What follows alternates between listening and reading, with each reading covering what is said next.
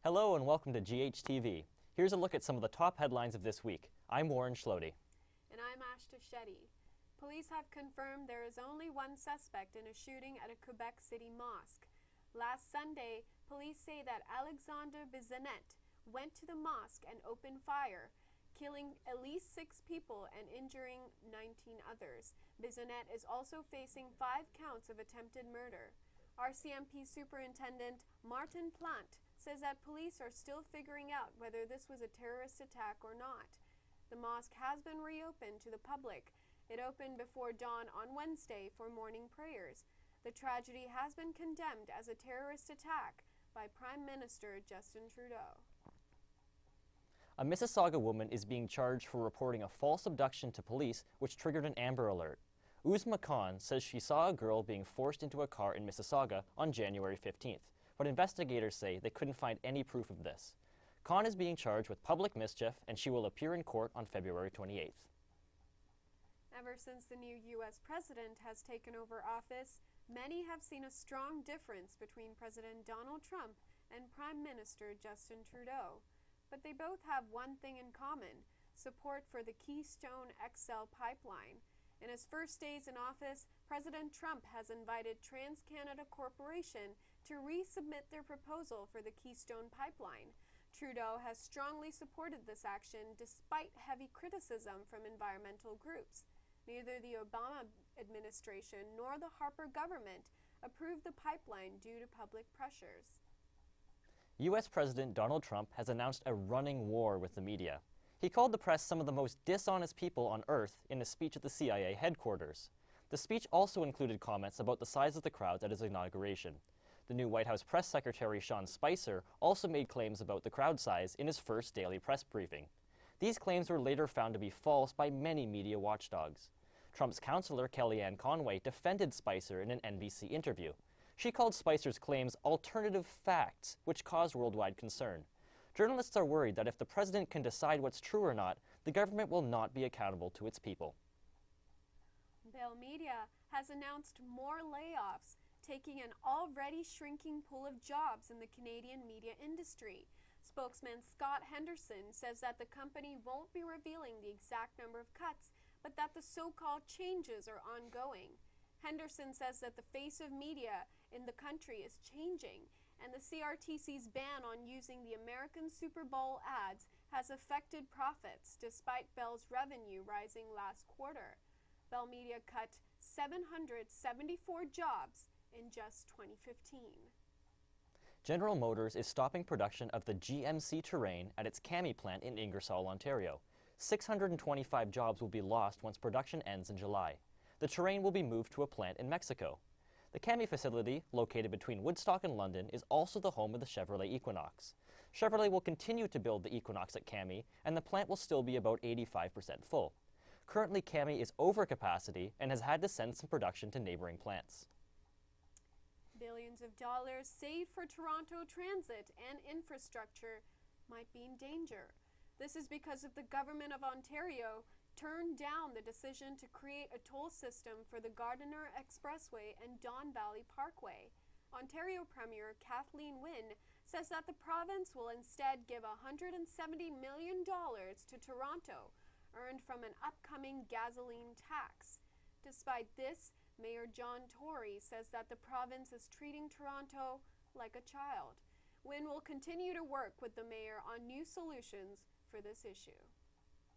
Ontario is now providing free counseling to jurors who are involved in sensitive cases. Jurors suffering from PTSD can be set up with an experienced counselor for up to 8 free sessions. Attorney General Yasser Naqvi thanked former juror Mark Farrant for speaking up about the issue. Farrant's comments on the topic inspired this decision. Counseling will be available for jurors involved in all sensitive court matters. Now here's Brandon Vieira with your entertainment update. Hey Warren, the immigration ban has been the hottest topic across the globe, and it's been no different in Hollywood. Celebrities have been using different platforms to protest against the ban and show their support for the Muslim community. Miley Cyrus posted on Twitter that she stands with immigrants. Meanwhile, Kim Kardashian posted a chart that says more Americans have been killed by other American citizens than by Islamic immigrants, with the hashtag statistics. Celebrities continue to share their support at the Screen Actors Guild Awards. Ashton Kutcher opened the show saying everyone who is stuck in airports right now belongs in his America and that they are the fabric of who Americans are.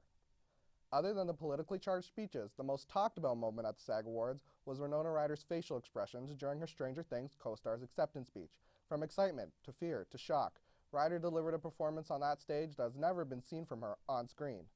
In relationship news, Selena Gomez's love life looks to be blooming with Canadian superstar The Weeknd. The two were spotted hand in hand wandering the streets of Florence, Italy.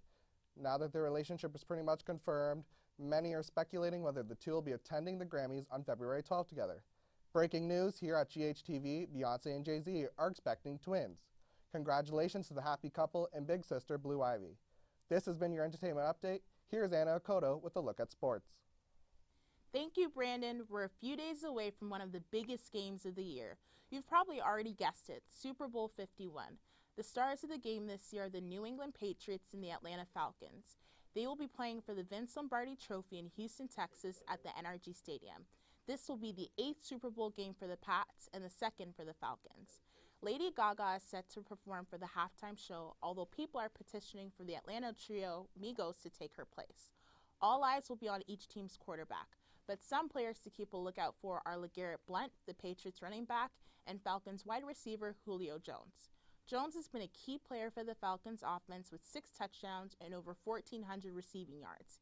He has been dealing with a toe injury for a good portion of the season, but says he's been cleared to amp up practice to prepare for the game. LeGarrette Blount is crucial to the Patriots running game.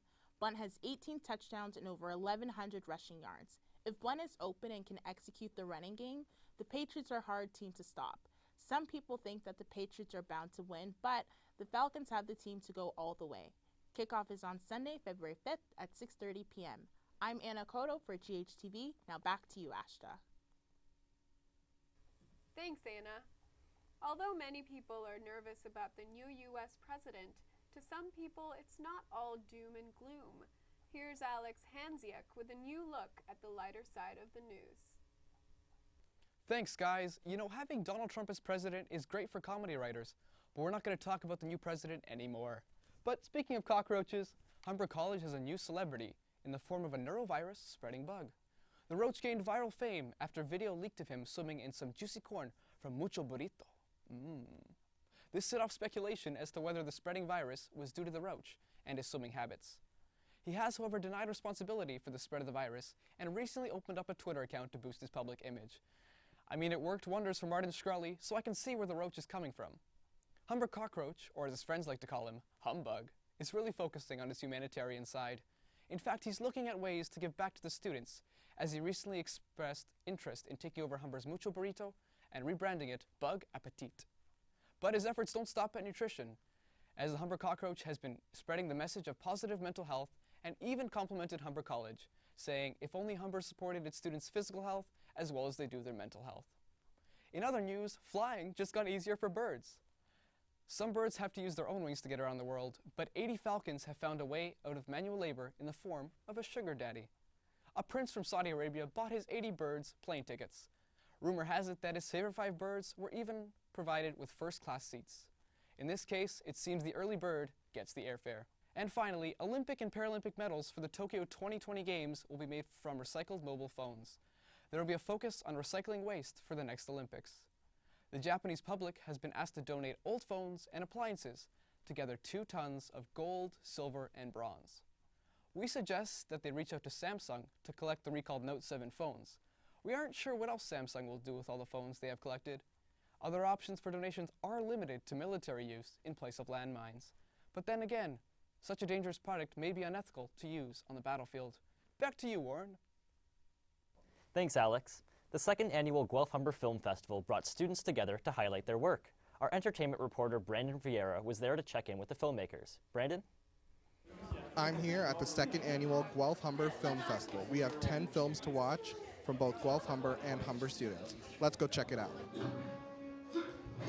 I'm here with Ryan Suknandid, director of Down and Out. So Ryan, why did you decide to enter your film in the film festival? I actually made it for my documentary class, and I had a lot of fun making it, and I just thought it would be a fun event to participate in. There was a lot of problems with the judges coming up with which one they wanted because they were just all so great. A lot of hard work was put into, I'm sure all of the films, so I was pretty, happy to be able to be recognized. It was really hard to, gauge if you were going to win something or not, so, yeah. That's a wrap here at the second annual Guelph-Humber Film Festival. We saw 10 amazing films done by Guelph-Humber and Humber students. For GHTV, I'm Brandon Vieira. Thanks, Brandon. And with Groundhog Day on February 2nd, GHTV is sad to report that the Manitoba celebrity Winnipeg Willow has died just days before her big moment, causing a celebration nearby to be canceled. The groundhog has been predicting the winter season with questionable accuracy since she was saved from a dog 6 years ago. With Willow gone, her responsibilities fall to Manitoba Merv and Brandon Bob, her high-profile colleagues in other parts of the province. Well, that's it for this week. Thanks for joining us on GHTV. I'm Warren Schlody. And I'm Ashta Shetty. See you next week.